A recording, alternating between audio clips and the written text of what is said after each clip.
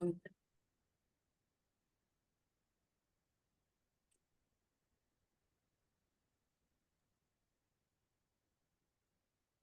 of all, I thank you all for your prayers. I know that you've been praying for me and my family, and I thank you so much for that. முதலாவதாக எனக்காக நன்றி செலுத்துகிறேன். So let us begin this Bible study by a word of prayer. நாம் ஜெபத்தோடு இந்த வேத வகுப்பை துவங்குவோம். Loving Father, Lord Jesus, thank you for bringing us once again into your presence. ஆண்டவரே, மீண்டும் உம்முடைய பிரசன்னத்தில் எங்களை மீண்டும் கொண்டு வந்ததுக்காக அன்புள்ள இயேசுவே உங்களுக்கு நன்றி செலுத்துகிறோம். Lord, thank you for giving us your revelation of your Son, and Lord, and giving us a revelation of your second coming as well.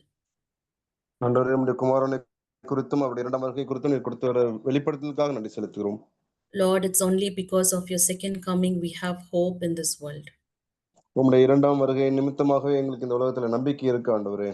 And as we are going to study about the preparation that we have to make for your coming, Lord, please speak to us through your word. உம்முடைய வருகைக்காக நாங்கள் எப்படி ஆயத்தமாக வேண்டும்ன்றதுக்காக தியானிக்கும் போது எங்களோட நீர் பேசும்படியாக ஜெபிக்கிறோம். Lord, we want your Holy Spirit to prepare our hearts, Lord, while we give out your word and while we listen to your word, you be amongst us. ஆண்டவரே, உம்முடைய வார்த்தையை நாங்கள் கொடுக்கும்போதும் கேட்கும்போதும் பரிசுத்த ஆவியானவர் தாமே எங்களை ஆயத்தப்படுத்தும்படியாக ஜெபிக்கிறோம். In Jesus' name I pray. இயேசுவின் நாமத்தில் ஜெபிக்கிறோம் பிதாவே. ஆமென். Let's share my screen.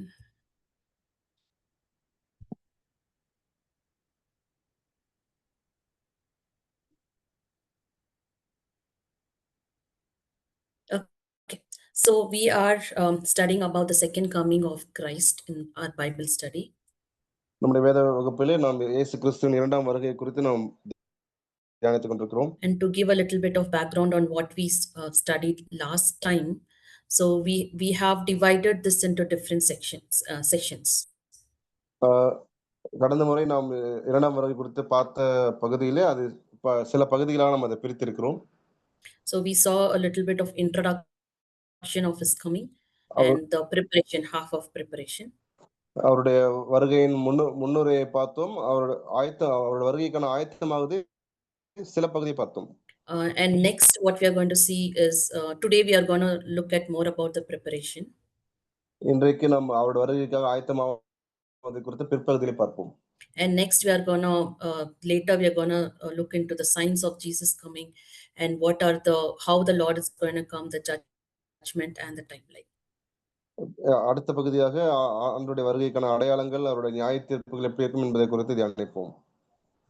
To give a little bit of recap of what we studied last time, we saw how the coming of Jesus is compared to a Jewish wedding.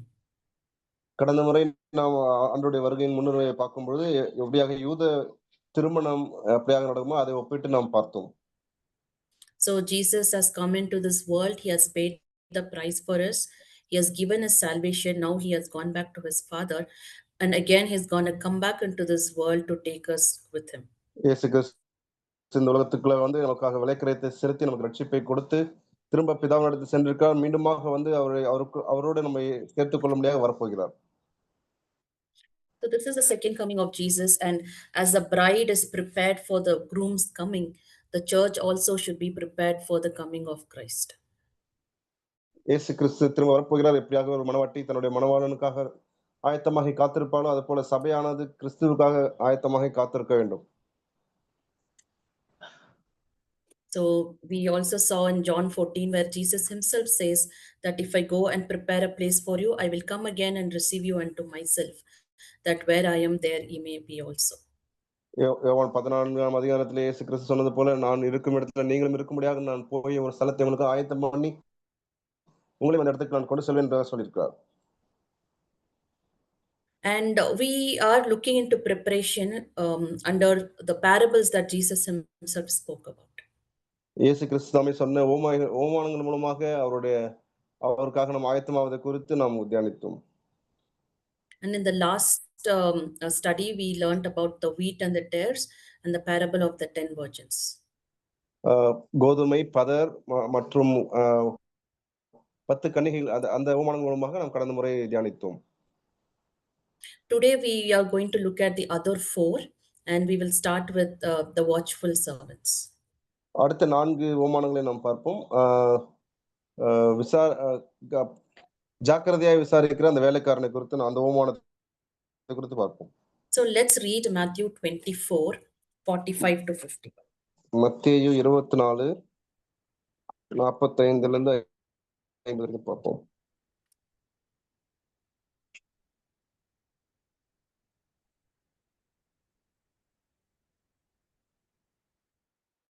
மத்தேயு 24ஆம் அதிகாரம் 45. ஏற்ற வேளையிலே தன் வேலைக்காரருக்கு போஜனம் கொடுத்து அவர்களை விசாரிக்கும்படி எஜமான் வைத்த உண்மையும் விவேகமுள்ள ஊழியக்காரன் யாவன். எஜமான் வரும்போது அப்படி செய்கிறவனாக காணப்படுகிற ஊழியக்காரனே பாக்கியவான். தன் ஆஸ்திகள் எல்லாவற்றின் மேலும் அவனை விசாரணைக்காரனாக வைப்பான் என்று மெய்யாக உங்களுக்கு சொல்கிறேன். அந்த ஊழியக்காரனோ பொல்லாதவனாய் இருந்து என் ஆண்டவன் வர நாள் செல்லும் என்று தன் உள்ளத்திலே சொல்லிக்கொண்டு தன் உடன் வேலைக்காரரை அடிக்க தொடங்கி வெறியரோடு புசிக்கவும் குடிக்கவும் தலைப்பட்டால் அந்த ஊழியக்காரன் நினையாத நாளிலும் அறியாத நாழிகையிலும் அவனுடைய எஜமான் வந்து அவனை கடினமாய் தண்டித்து மாயக்காரரோட அவனுக்கு பங்கை நியமிப்பான்.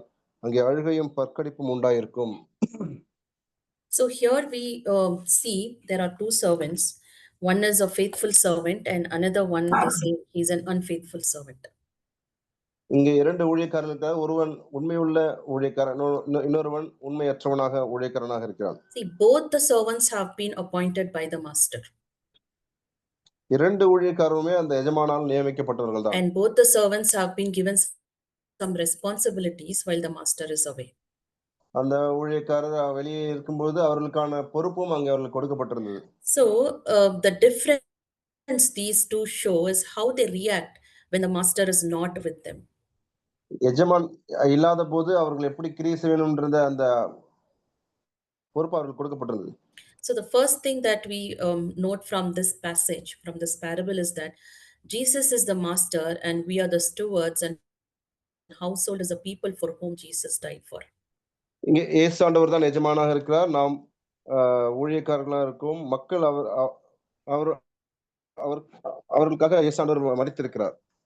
So when Jesus has given us the responsibility to spread the gospel, இயேசு ஆண்டவர் அவருடைய சுவிசேஷத்தை மற்றவர்களுக்கு நாம் பரப்பும்படியான ஒரு பொறுப்பை நமக்கு கொடுத்திருக்கிறார். So we as Christians who have known the Christ and who have been saved, we have a great responsibility of spreading the gospel or showing Jesus to others who are in this world. இயேசுவிடத்தில் ரட்சிப்பை பெற்றிருக்கிற நாம் அவருடைய சுவிசேஷத்தை எல்லா மக்களுக்கும் அதை சொல்லும்படியான பொறுப்பை நமக்கு ஆண்டவர் கொடுத்திருக்கிறார்.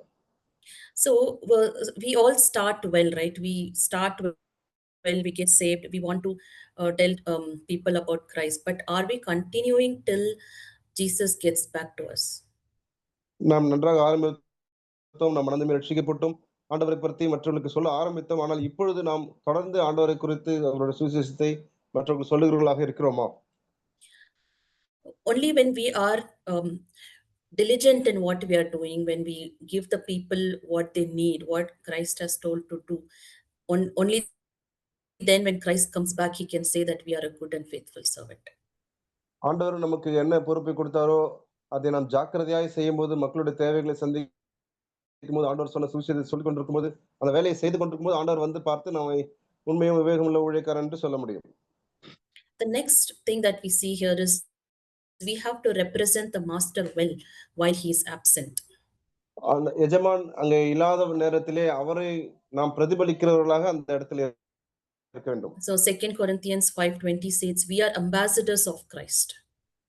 2 கொரிந்தியர் 5 அதிகாரத்தில் சொல்லப்பட்டு நாம் கிறிஸ்துவின் ஸ்தானாதிபதிகளாக இருக்கிறோம். So when we are ambassadors of Christ, we represent Christ, and we have to check, are we representing Christ well to people around us? கிறிஸ்து நம்ம அவருடைய ஸ்தானாதிபதிகளாக சொல்லியிருக்கும்போது அவர் இல்லாத இந்த நேரத்திலே மக்களுக்கு முன்பாக நாம் அவரை பிரதிபலிக்கிறவர்களாக இருக்கிறோமா என்பதை பார்க்க வேண்டும். See, this is not about how we preach the gospel, how we talk to people. It depends upon how we treat people. Are we showing the love of Christ to them? நாம் ஏதோ பிரசங்கிப்பது அல்லது பேசுவது அது முக்கியமில்லை, எப்படியாக மக்களை நடத்துகிறோம் என்பதை அவருடைய சுவிசேஷத்தை நாம் காண்பிக்கக்கூடியதாக. See, when Jesus was talking about the Pharisees, he told, do what, say do what they say but do not do what they do. இயேசு ஆண்டவர் இந்த பூமியில் இருக்கும்போது பரிசேயர்களை குறித்து இப்படியாக சொன்னார். அவர்கள் என்ன சொல்லுகிறார்களோ அதை நீங்கள் செய்யுங்கள். அவர்களின் செய்கையின்படியும் நீங்கள் செய்யாதீர்கள் என்று So சொன்னார். are we like that? Do we say something and do we don't do what we are saying, or our preaching and our practice is same? நாமும் அப்படியாக இருக்கிறோமா? நாம் பிரசங்கிக்கிறோம், ஆனால் அதன்படி செய்யாதவர்களாக, அல்லது பேசுகிறோம், ஆனால் சுவிசேஷத்தின்படி நடக்காதவர்களாக இருக்கிறோமா? So we have to make sure that we represent the master well during the delay of his coming.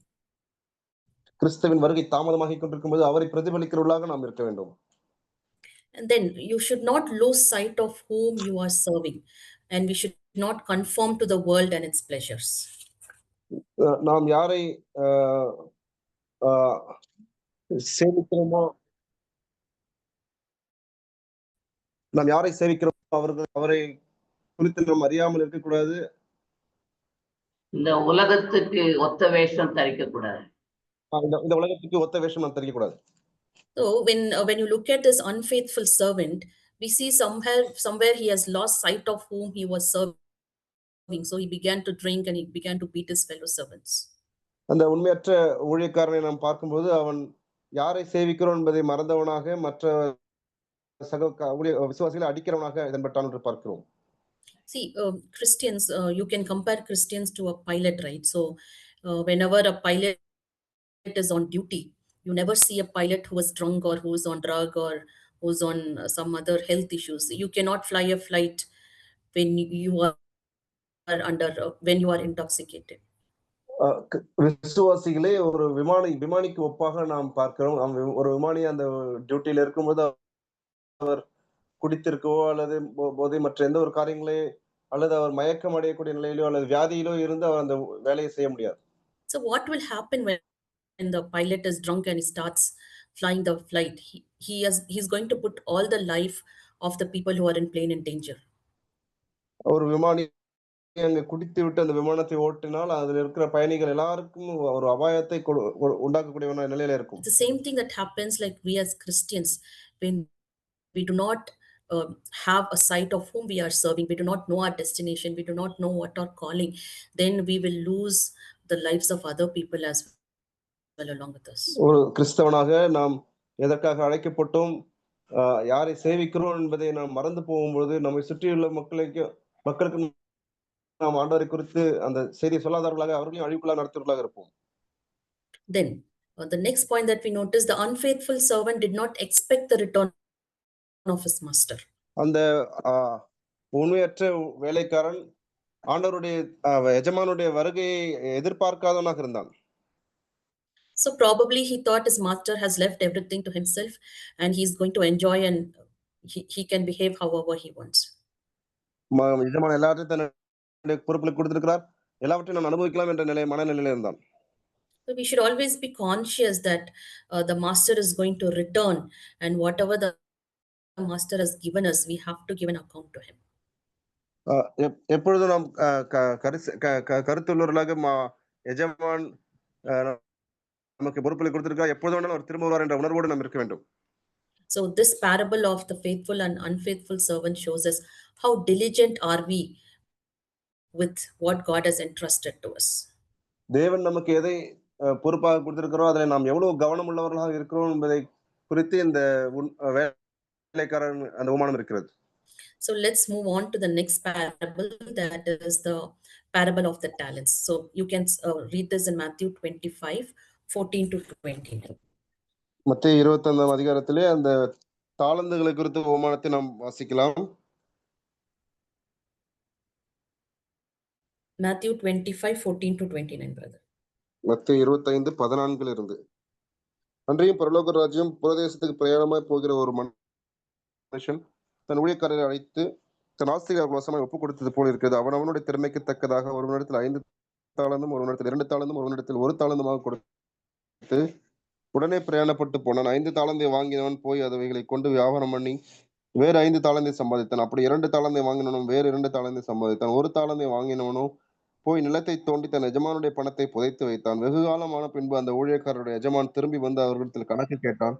அப்பொழுது அந்த 5 தாளந்தை வாங்கினவன் வேறு 5 தாளந்தை கொண்டு வந்து ஆண்டவனே 5 தாலந்தை என்னிடத்தில் ஒப்புவித்தீர். அவைகளைக் கொண்டு இதோ வேறு 5 தாலந்தை சம்பாதித்தேன் என்றான். அவனுடைய எஜமான் அவனை நோக்கி, நல்லது, உத்தமமும் உண்மையுள்ள ஊழியக்காரனே, கொஞ்சத்திலே உண்மையாயிருந்தாய், அநேகத்தின் மேல் உன்னை அதிகாரியாக வைப்பேன். உன் எஜமானுடைய சந்தோஷத்திற்குள் பிரவேசி என்றார். 2 தாலந்தை வாங்கினவனும் வந்து, ஆண்டவனே, 2 தாலந்தை என்னிடத்தில் ஒப்புவித்தீர். அவைகளைக் கொண்டு இதோ வேறு 2 தாலந்தை சம்பாதித்தேன் என்றான். அவனுடைய எஜமான் அவனை நோக்கி, நல்லது, உத்தமமும் உண்மையுள்ள ஊழியக்காரனே, கொஞ்சத்திலே உண்மையாயிருந்தாய், அநேகத்தின் மேல் உன்னை அதிகாரியாக வைப்பேன். உன் எஜமானுடைய சந்தோஷத்துக்குள் பிரவேசி என்றான். 1 தாலந்தை வாங்கினவன் வந்து, ஆண்டவனே, நீர் விதைக்காத இடத்தில் அறுக்கிறவரும் தெளிக்காத இடத்தில் சேர்க்கிறவருமான கடினமுள்ள மனுஷன் என்று அறிவேன். ஆகையால் நான் பயந்து போய் உமது தாளந்தை நிலத்தில் புதைத்து வைத்தேன். இதோ உம்முடையதை வாங்கிக் கொள்ளும் என்றான். அவனுடைய எஜமான் பிரதியுத்தரமாக, பொல்லாதவனும் சோம்பனுமான ஊழியக்காரனே, நான் விதைக்காத இடத்தில் அறுக்கிறவன் என்றும் தெளிக்காத இடத்தில் சேர்க்கிறவன் என்றும் அறிந்திருந்தாயே.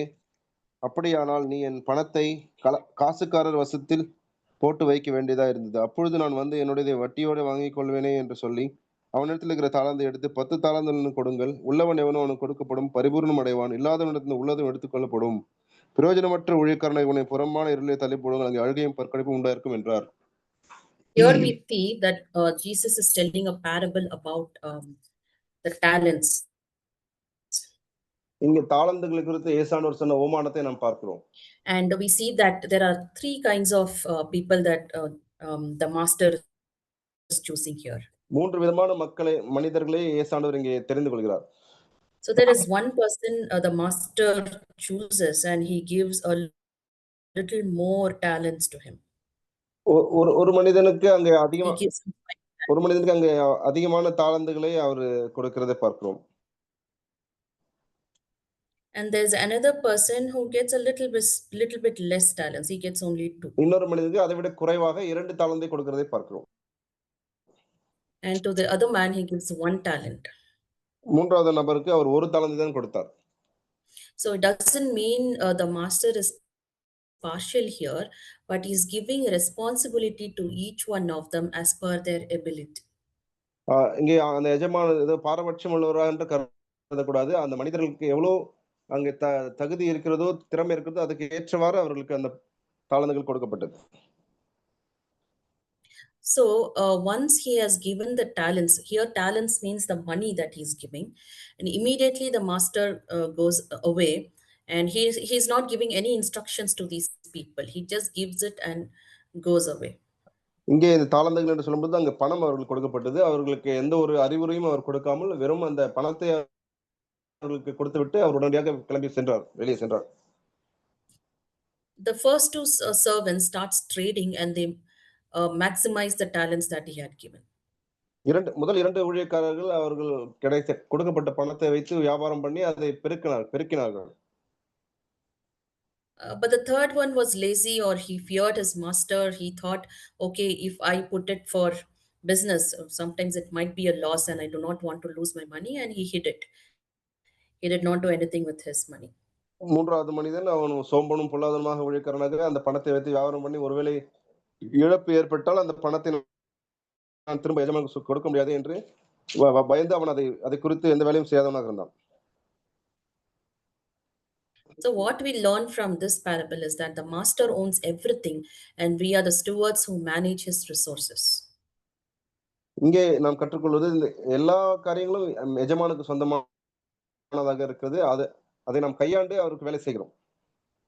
So whenever we are entrusted with money, for example, or our own talents, and even the ministry that we do, or the kids whom we bring up, we should not think we own these. It is owned by God. நாம் நம்முடைய தாளந்தோ, பணமோ அல்லது பொருட்களோ, பிள்ளைகளோ இதை நாம் கொண்டிருக்கும் போது இதெல்லாம் என்னுடையது என்ற எண்ணம் இல்லாதபடி இதெல்லாம் ஆண்டவருடையது என்ற எண்ணத்தோடு இருக்க வேண்டும். So whatever God has given, we are going to give an account to him when he returns. எதையெல்லாம் நாம் கொண்டிருக்கிறோமோ அதை எல்லாத்தையும் குறித்து நாம் ஆண்டவருக்கு கணக்கு ஒரு நாள் கொடுக்க வேண்டும். You know, some people, especially with kids, what we think is the kids are for us, and when we bring them up, the only thought, especially Indian parents have, is once the kid grows up, he has to look after me. நம்முடைய தேசத்திலே பிள்ளைகளை வளர்க்கக்கூடிய இந்த பெற்றோர்கள் அந்த பிள்ளைகள் வளர்ந்த பிறகு அவர்கள் தான் தங்களை பார்த்துக் கொள்ள வேண்டும் என்ற அந்த எண்ணத்தோடு அவர்கள் பார்த்துக் கொள்வதை பார்க்கிறோம். So So when they make them study, that is when they invest them for their studies, they want them to study well and earn more so that once they grow up, they will be able to provide for the parents in return. அவர்கள் அதிகமாக பணத்தை முதலீடு செய்து அவர்களை படிக்க வைத்து அவர்கள் வளர்ந்து நல்ல வேலைக்கு சென்ற பிறகு பிறகு அந்த அவர்கள் சம்பாதித்து அந்த பெற்றோர்களை கவனித்துக் கொள்ள வேண்டும் என்று எண்ணுகிறார்கள். See, I'm not telling the kids should not take care of the parents. It is required, but are we going to stop only with that? நான் பெற்றோரை கவனித்துக் கொள்ள வேண்டும் என்பதற்கு எதிராக சொல்லவில்லை, அவர்கள் பார்த்துக் கொள்ள வேண்டும் தான். ஆனால் அதோடு தான் நாம் நின்று போகிறோமா? When we bring up our kids, you should have a thought that this child has been given to be by God. Go to God, ask God, what do you want this child to become? What do you want this child to do? What are your plans? That is what a Christian parent is supposed to do. Instead of just investing and making them study for your own purpose, how is your kid going to be utilized by God for his kingdom? இந்த பிள்ளையை தேவன் கொடுத்திருக்கிறார், வெறும் இவர்களை படிக்க வைத்து ஆளாக்குவது அது மாத்திரம் போதாது. அவர்களை என்ன நோக்கத்துக்காக ஆண்டவர் கொடுத்தாரோ, என்ன அவர்களுடைய வாழ்க்கையில் ஆண்டவர் வைத்திருக்கிறாரோ என்று ஆண்டவரிடத்தில் சென்று அந்த திட்டத்தை நாம் பெற்றுக்கொள்ள வேண்டும். So once you have this perspective that your child belongs to God and God has given this child to you and you are going to be accountable to this child, the way you bring up your child will completely change from the way the world brings up. இந்த பிள்ளையை தேவன் தான் கொடுத்திருக்கிறார், இதற்கான கணக்கை நம்மிடத்தில் கேட்பார். இந்த பிள்ளை அவருக்கு நாம் வளர்க்க வேண்டும் என்ற அந்த கண்ணோட்டத்தோடு நாம் அவருக்கு சொந்தமான பிள்ளை என்ற கண்ணோட்டத்தோடு நாம் வளர்க்கும் போது உலகம் வளர்க்கிற பிள்ளைக்கும் ஒரு கிறிஸ்தவன் வளர்க்கிற பிள்ளைக்கும் அங்க அந்த வித்தியாசம் இருக்கும். So even the money that God is giving us, in a family, maybe a father or a mother earns money and they have to provide for others in the family, and God has kept you in charge. He has given you the finance so that you maintain your family. And how responsible are we with the finances that God is giving us? நாம் பணத்தை குறித்தும் நம்முடைய குடும்பத்தை அவர்களுடைய கணவனும் மனைவி பணத்தை சம்பாதிக்கும் போது ஆண்டவர் அந்த பணத்தின் சம்பாதிக்கக்கூடிய காரியத்தை கொடுத்திருக்கிறார். அதை குறித்து நாம் எவ்வளவு பொறுப்புள்ளவர்களாக கணக்கு கொடுப்பவர்களாக இருக்கிறோம். And it also depends on how we use our talents that God has given, the health that God has given, the time that God has given. So we must be conscious that all these resources God will we have to be accountable to God when he returns. ஆண்டவர் நமக்கு கொடுத்த தாளந்து சுகம் பலன் நேரம் இதெல்லாம் ஆண்டவர் நமக்கு கொடுத்திருக்கிறார். அதை கொண்டு நாம் என்ன செய்து கொண்டிருக்கிறோம் என்பதை குறித்து ஆண்டோட வருகை என்பது ஆண்டவர் நமக்கு கணக்கு கேட்பார். And Jesus expects us to use the resources he has given us for the extension of his kingdom as well. அவருடைய ராஜ்யத்தின் விரிவாக்கத்துக்காகவே ஆண்டவர் நமக்கு இந்த தாளந்துகளை எல்லாம் கொடுத்திருக்கிறார். So we should see the worldly accomplishments that we do should be a byproduct of what we have done for God. That should not be our main intention. When we follow Christ, when we follow his kingdom, all the worldly things that we get are a byproduct of it. நாம் ஆண்டவரை உண்மையாக பின்பற்றும் போது உலகப்புறமான காரியங்களில் நாம் அங்கே நன்றாக செய்யக்கூடியவர்களாக இருப்போம். It means, like, for example, when you look at Daniel, we see Daniel was in a very top position in the Babylonian kingdom, but why he was in the top position is because he set his heart to follow God. And when he set his heart to follow God, everything else came to him. உதாரணமாக தானியேலை பார்க்கும்போது தானியேல் அந்த ராஜ்யத்திலே பெரிய ஆளாக இருந்தார் என்றால் அவர் ஆண்டவரை நோக்கி பார்த்தவராக தன்னுடைய வாழ்க்கையில இருந்தார். அதை அவர் செய்யும் பொழுது மற்ற காரியங்கள் எல்லாம் அவர்களுக்கு தானாக அவருக்கு அமைந்தது. So whatever resources we have, we should use it for the extension of his kingdom. நாம் என்ன தாளந்துகளை எல்லாம் கொண்டிருக்கிறோமோ அதை எல்லாவற்றையும் நாம் ஆண்டவருடைய ராஜ்யத்தின் விரிவாக்கத்துக்காக உபயோகப்படுத்த வேண்டும். And we should not be idle or lazy in the things that God has given us.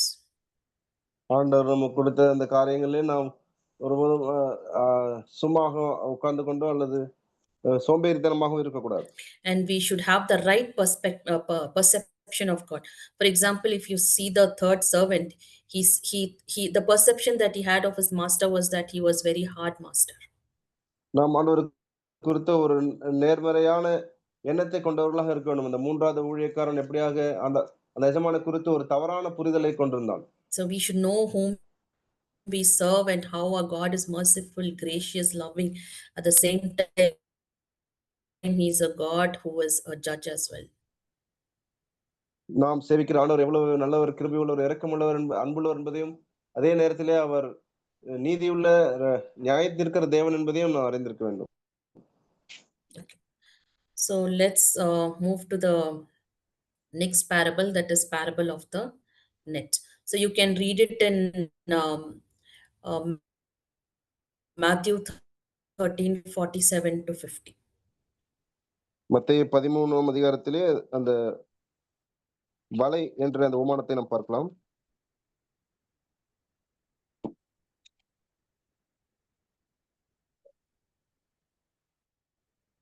47 to 50, brother.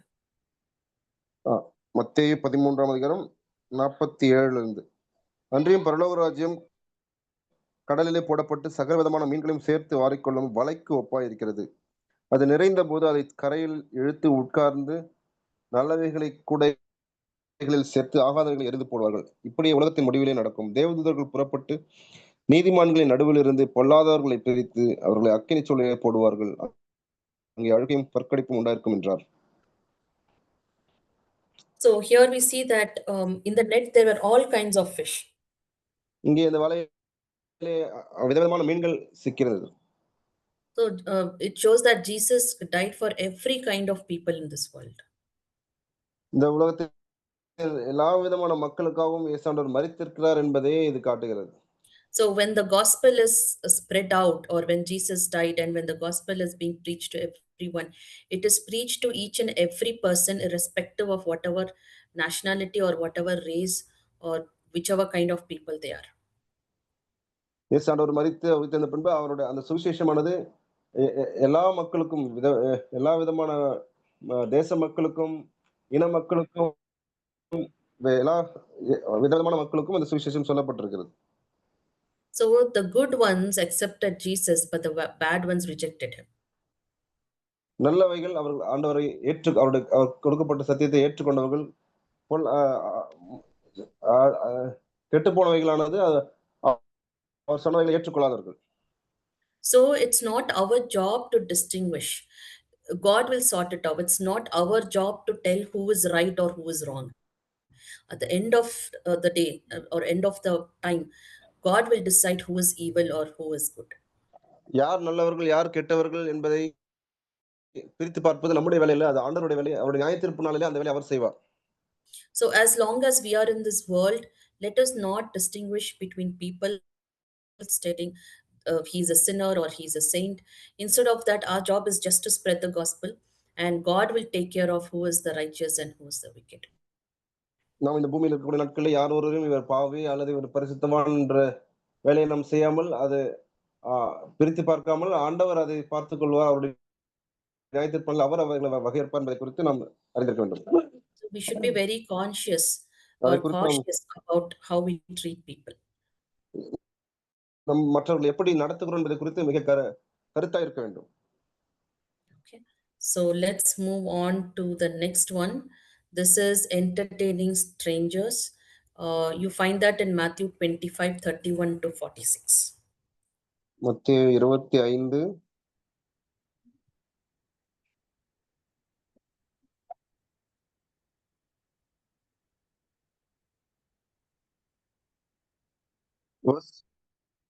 Madam 31 to 46, brother. மத்தேயு 25:31 நாம் வாசிப்போம். அன்றைய மனுஷகுமாரன் தமது மகிமை பொருந்தின சகல பரிசுத்தவான்கள் தமது மகிமையுள்ள சிங்காசனம் வீற்றிருப்பார். அப்போது சகல ஜனங்களும் அவருக்கு முன்பாக சேர்க்கப்படுவார்கள். மெய்ப்பனானவன் செம்மறி ஆடுகளையும் வெள்ளாடுகளையும் வெவ்வேறாக பிரிக்கிறது போல அவர்களை அவர் பிரித்து செம்மறி ஆடுகளை தமது வலது பக்கத்திலும் வெள்ளாடுகளை தமது இடது பக்கத்திலும் நிறுத்துவார். அப்பொழுது ராஜா தமது வலது பக்கத்தில் நிற்பவர்களை பார்த்து, வாருங்கள், என் பிதாவினால் ஆசீர்வதிக்கப்பட்டவர்களை, உலகம் உண்டானது முதல் உங்களுக்காக ஆயத்தம் பண்ணப்பட்டிருக்கிற ராஜ்யத்தை சுதந்திரத்துக் கொள்ளுங்கள். பசியாயிருந்தேன், எனக்கு போஜனம் கொடுத்தீர்கள். தாகமாயிருந்தேன், என் தாகத்தை தீர்த்தீர்கள்.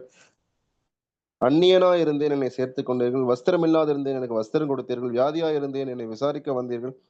காவலில் இருந்தேன், என்னை பார்க்க வந்தீர்கள் என்பார். அப்பொழுது நீதிமான்கள் அவருக்கு பிரதியுத்தரமாக, ஆண்டவரே, நாங்கள் எப்பொழுது உம்மை பசியுள்ளவராக கண்டு உமக்கு போஜனம் கொடுத்தோம், எப்பொழுது உம்மை தாகமுள்ளவராக கண்டு உமக்கு உம்முடைய தாகத்தை தீர்த்தோம், எப்பொழுது உம்மை அந்நியராக கண்டு உம்மை சேர்த்துக் கொண்டோம், எப்பொழுது உம்மை வஸ்திரமில்லாதவராக கண்டு உமக்கு வஸ்திரம் கொடுத்தோம், எப்பொழுது உம்மை வியாதியுள்ளவராகவும் காவலில் இருக்கிறவராகவும் கண்டு உம்மிடத்தில் வந்தோம் என்பார்கள். அதற்கு ராஜா பிரதித்திரமாக, மிகவும் சிறியவராகி என் சகோதரரான இவர்களில் ஒருவனுக்கு நீங்கள் எதை செய்தீர்களோ அதை எனக்கே செய்தீர்கள் என்று மெய்யாகவே உங்களுக்கு சொல்லுகிறேன் என்பார்.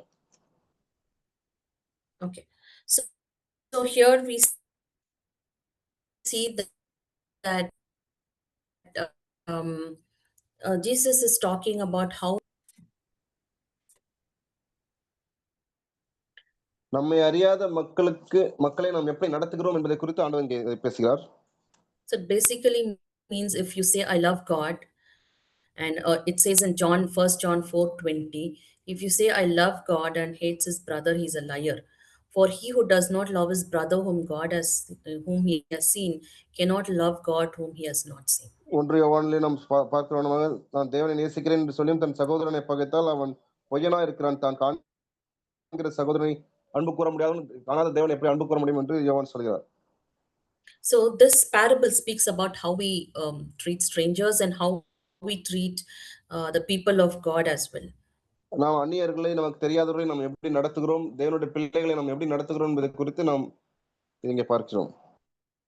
Okay, if you see here, when God is telling that I was in prison, you came and visited me, or I was hungry and you fed me, these people did not even know that they were doing this for God. பசியாயிருந்தேன் எனக்கு போஜனம் கொடுத்தீர்கள், சிறையில் இருந்தேன் என்னை பார்க்க வந்தீர்கள் என்று ஆண்டவர் சொல்லும்போது இதெல்லாம் நாங்கள் செய்தோமோ என்பதை அவர்கள் அறியாதிருந்தார்கள். So what we have to remember is like whatever good things that we do, our reward is from God and not reward. We do not get the reward from the person whom we serve. நாம் செய்யும்போது அதற்கான பிரதிபலனை நாம் ஆண்டவரிடத்திலே பெற்றுக்கொள்வோம் என்ற எண்ணத்தோடு இருக்க வேண்டும். அந்த சம்பந்தப்பட்ட நபரிடத்திலிருந்து நாம் பிரதிபலனை எதிர்பார்க்க கூடாது. And when we look at salvation, salvation is not through work, salvation is not through deeds, but the result of salvation is good works. நம்முடைய கிரியைகளினாலே நமக்கு ரட்சிப்பு இல்லை, ஆனால் ரட்சிக்கப்பட்ட பிறகு நாம் நற்கிரியைகளை செய்ய வேண்டும். So that is one of the sign that you have been saved. நாம் ரட்சிக்கப்பட்டோம் என்பதற்கான அடையாளமாக அந்த நற்கிரியைகள் இருக்கிறது. So generally what happens when the preparation is taking long and the return of the master gets delayed, the time factor, we all tend to lose heart. ஆண்டவருடைய வருகை தாமதமாகும் போது, நம்முடைய ஆயத்தமாகுவதும் நீண்ட காலமாக இருக்கும்போது நம்முடைய இருதயமானது சில நேரங்களில் அப்படி சோர்ந்து போகிறது. So we should always remember we don't get reward immediately. It is always from God who rewards us. நாம் பிரதிபலனை உடனடியாக பெற்றுக்கொள்ள போவதில்லை, நம்முடைய பிரதிபலன் ஆண்டவரிடம் தான் வரப்போகிறது. So sometimes when you lose heart, especially when we serve God and when we are preachers and especially the people who are Sunday school teachers who are dealing with small kids, or you go to some other person and spread the gospel and you do not see the reward immediately, but be assured that the reward is from God. நாம் ஊழியம் செய்கிறவர்களாக அவர்களை சிறு பிள்ளைகளிலே ஞாயிறு பள்ளி ஊழியம் செய்யும்போது அந்த பிள்ளைகள் நம் சுவிசேஷத்தை கொடுக்கிறோம், அதற்கான பலனை நாம் உடனடியாக பார்க்காம சோர்ந்து போகிறோம்னால் ஆண்டவர் அந்த பிரதிபலனை ஒரு நாள் கொண்டு வருவார். So with that in mind, whatever God has entrusted to us, we keep doing, not expecting reward when we are on this earth. ஆண்டவர் நமக்கு என்ன பொறுப்பு கொடுத்திருக்காரோ அதை தொடர்ந்து செய்கிறவர்களாக அதனுடைய பிரதிபலனை நாம் இந்த உலகத்தில் எதிர்பார்க்காதவர்களாக தொடர்ந்து நமக்கு கொடுக்கப்பட்ட பொறுப்பை நாம் செய்து கொண்டிருக்க வேண்டும். So to summarize, there are certain things that we can learn from all the parables. For example, in the parable of 10 virgins, we look at what you are carrying. எல்லாத்தையும் சுருக்கமாக சொல்ல வேண்டும், அந்த 10 கன்னிகைகளை குறித்த உமானத்திலே நாம் எதை சுமந்து கொண்டு செல்கிறோம். So this is your personal carrying, your personal relationship with God. ஆண்டவரோடு உன்னுடைய தனிப்பட்ட அந்த தொடர்பை அதை எப்படியாக நாம் கொண்டு செல்கிறோம். So parable of the 10 virgins shows that personally we are responsible to God. Our own body, our own life should be pleasing to God. அந்த 10 கன்னிகைகளுடைய உமானத்திலே ஆண்டவரோடு நம்முடைய தனிப்பட்ட ஆவிக்குரிய வாழ்க்கை அதை குறித்து நாம் பொறுப்புள்ளவர்களாக இருக்கிறோம். Second, we see of what we learn from the faithful and unfaithful servant is we have to be diligent in the people that are in our own family, our own church, and the people whom we know. அந்த வேலைக்காரர், 2 வேலைக்காரர், உண்மையுள்ள வேலைக்காரன், அந்த உண்மையற்ற வேலைக்காரன், அந்த உபமானத்திலே நம்முடைய சொந்த குடும்பத்தார், சபையார், நம்மை அறிந்தவர், அறியாதவர், அவர்களை குறித்த நாம் எப்படி கிரியை செய்கிறோம் என்பதை குறித்து அந்த உபமானம் சொல்கிறது. Next, we see that evil and good are not the same. Let us not become weary when evil is happening around us, because God will judge wickedness. மூன்றாவதாக, நன்மை தீமை நடக்கும்போது அதை குறித்து நாம் சோர்ந்து போகாதபடி, பொல்லாதது நடக்கும்போது ஆண்டவரே அதை பொறுப்பெடுத்து அவரே நியாயம் தீர்க்கிறவராக இருக்கிறார். So sometimes we see people who are wicked or who go in a wrong way flourish faster or grow faster than people who follow the right way. நீதியை பின்பற்றுவர்களை விட பொல்லாப்பை பின்பற்றுவர்கள் அவர்கள் உலகப்பிரமாண வாழ்க்கையில் அவர்கள் உயர்ந்து வருகிறதை பார்க்கும்போது நாம் சோர்ந்து போகிறோம். So there are two things we do. We get very upset with God. We say, I have done so many things, but I'm not growing. They are growing. This is one perspective. The other perspective is we think it's no use of doing good and we start doing evil. இரண்டு விதமான எண்ணங்களை நாம் கொண்டிருக்கிறோம். நாம் நீதியாக நடக்கிறேன், நான் வளரவில்லை, அந்த அநீதியுள்ள மனிதன் அவன் நன்றாக வளர்ந்து கொண்டிருக்கிறான், அதை குறித்து சொல்லுகிறோம். இன்னொரு எண்ணமானது, நீதியாக நடப்பதனால் எந்த பிரயோஜனமும் இல்லை என்று நினைக்கிறோம். So we should not be in these two categories. We have to know that continue doing good until the last day, so that God will come and distinguish between what is evil and good. இந்த இரண்டு காரியத்தையும் நாம் செய்யக்கூடாது. நாம் ஆண்டோட வருகை மட்டுமாக நன்மையை செய்து கொண்டே இருக்க வேண்டும். ஆண்டவரே வந்து எது நன்மை எது தீமை என்பதை அவரே வகையறுத்து நியாயந்திருப்பார். So from the parable of talents, we see what are we doing with the resources God has given us. The time, the money, the job that God has given, if it is kids, your studies, that the intelligence that God has given you, what are you doing with all those resources? Are you using to extend the kingdom of God, or are you using it only for your own purpose? தாளந்துகளின் உமானத்திலே ஆண்டவர் நமக்கு கொடுத்த நேரம், பணம், வேலை, அறிவு, திறமை, மற்ற எல்லா காரியங்களை குறித்து வைத்துக்கொண்டு ஆண்டோட ராஜ்யத்தின் விரிவாக்கத்துக்காக நம்ம அதை உபயோகப்படுத்துகிறோமா? And now the next parable, we see how are we treating people who are not known to us. They might be strangers. How you treat them when you see someone who does not have food or clothing or basic needs. How are you treating those people? நம்மை அறியாத அந்நியர்களை நாம் எப்படி நடத்துகிறோம்? ஒருவேளை சிலர் உணவு இல்லாமல், வஸ்திரம் இல்லாமல் அல்லது தேவையில் இருக்கும்போது அந்நியர்களை நாம் எப்படி நடத்துகிறோம்? And if you see, Christians are the majority people who run these orphanages and schools for underprivileged, and all this charity work is mostly done by Christians than any other people. மற்ற மக்களை காட்டிலும் கிறிஸ்தவர்களே அதிகமான இந்த அனாதை நிறுவனங்கள், இன்னும் பள்ளிகள், மற்ற காரியங்களை தேவையுள்ள மக்களுக்கு, ஏழைகளுக்கு அதை நடத்துகிறதை நாம் இந்த உலகத்திலே பார்க்கிறோம். So let us not get weary in keeping ourselves prepared. Let us prepare ourselves in all this 360 degrees. It's not only one area that you have to do. Only you cannot say my relationship and relationship with God is fine, I'm not going to do the other things.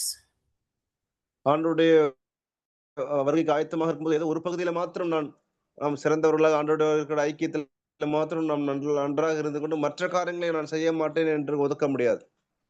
Some people will do so much of charity, but their relationship with God would not be right. சிலர் மற்றவர்களுக்கான அந்த சேவைகளை, உதவிகளை அதிகமாக செய்வார்கள், ஆனால் ஆண்டவரோடு அவர்களுக்கு எந்த ஐக்கியமும் இருக்காது. So that's not going to help us, because when we are preparing ourselves, it has to be a 360 degree preparation of whatever Jesus has told us to do.